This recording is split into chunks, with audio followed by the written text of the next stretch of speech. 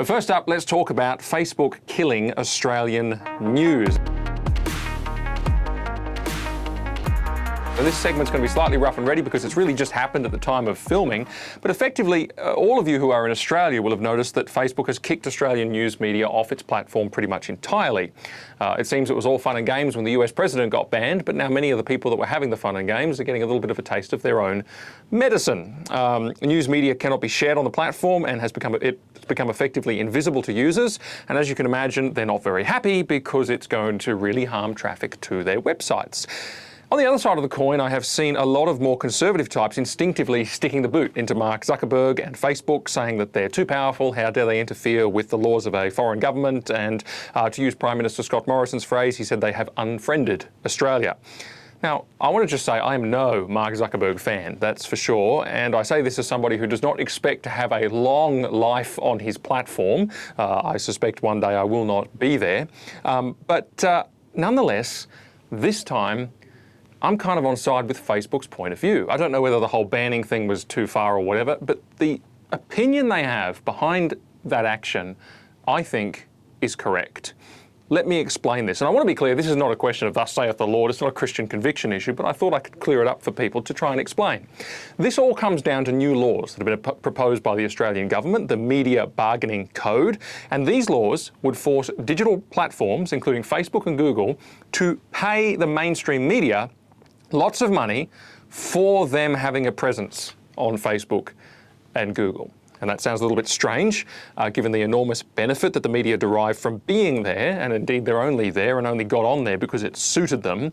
And Facebook doesn't pay others for their presence on the platform unless it's through the monetization of their content, which is open to everyone.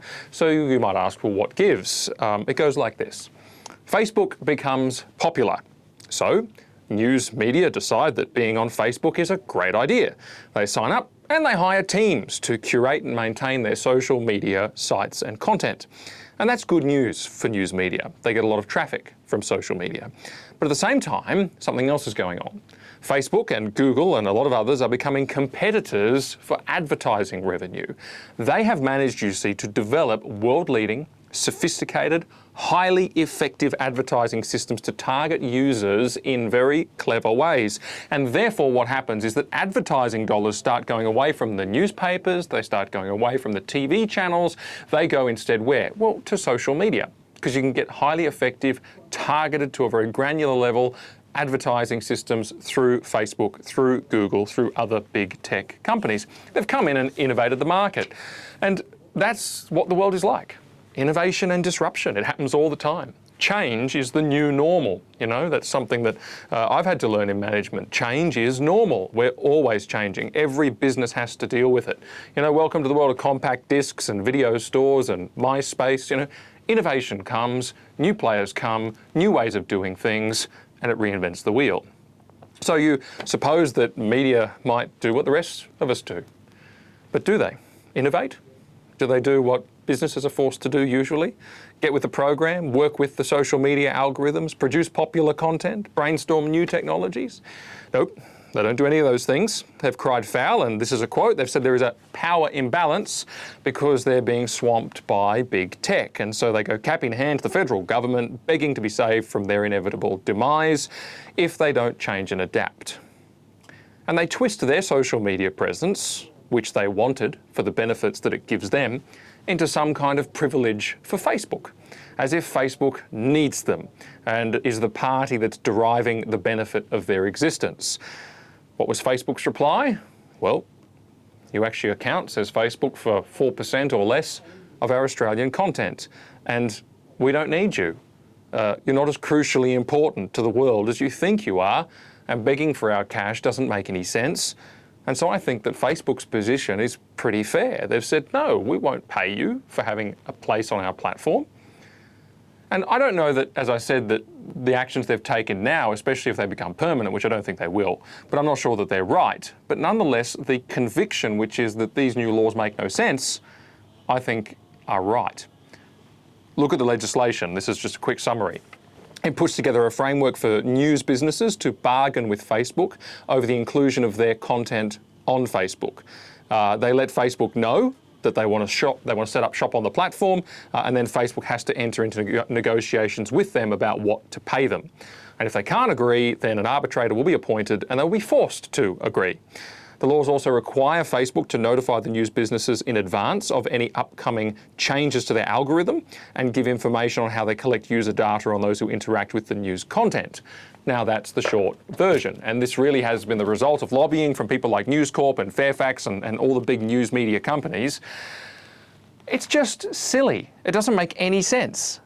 This is just, I mean, this strikes me as older political types who are stuck in the Canberra bubble, not realising that the world outside of their bubble, and particularly outside their generation within the bubble, has changed forever. It's the mainstream media clinging to life, unwilling to change their ways, demanding that they get propped up because they're so important and so central to the universe. How could we possibly live without them? You know, don't say this too loud, but pretty easily. The government has said of the code that digital platforms have fundamentally changed the way that media content is produced, distributed and consumed. That's right, disruption.